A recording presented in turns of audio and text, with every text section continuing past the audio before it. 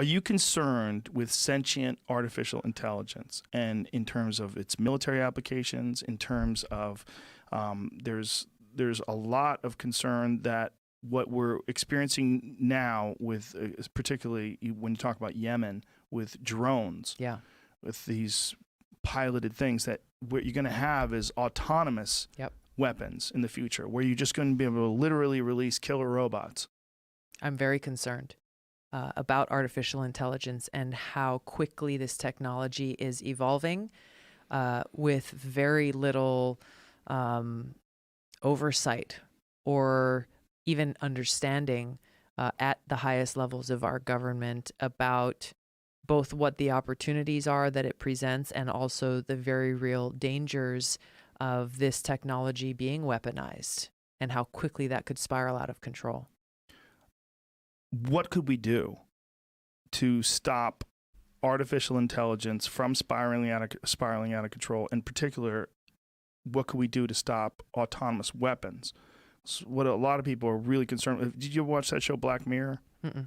It's a great show. It's on Netflix, but a lot of it is dystopian stories about the future. And one of them is called Heavy Metal, and it's about this woman being chased by these little intelligent robots that are trying to kill her. Yeah. It's terrifying, because this is something that could be implemented in the battlefield. Yeah. And we could have, if we don't do it first, we could have a situation where our soldiers are in some sort of a situation facing off against robots. Yeah. It sounds like a science fiction movie, but it's not that far away from reality. Yeah.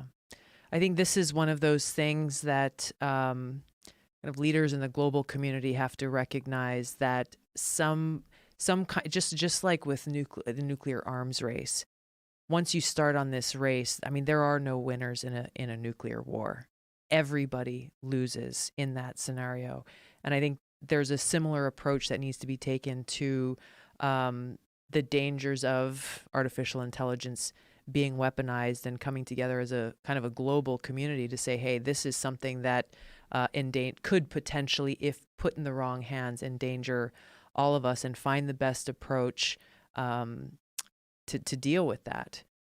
Because my concern is, as we see with so many of these other weapon systems, if it's just one country that's doing it, then you have, well, my gosh, if everyone else is weaponizing, but we're the only ones who are doing the right thing, then is that creating a situation where our national security is at risk, or our troops are at risk? So I think it's one of those things that, this world is a small place, and we would have a shared interest with leaders of other countries in the world to provide the right kinds of checks and balances on this technology so that it doesn't become something that's a danger to humanity. And the real fear would be that someone would not think that at all. Yeah. That there would be, whatever country, figure out what the country is, that some country would be like, fuck you, we're going to do whatever we want. We're going to, look, you guys took over this world because of nuclear power. We're going to take over this world because of autonomous weapons and artificial intelligence. Yeah. And we're going to design it to go kill Americans. Yeah, I think that's why it's important that we take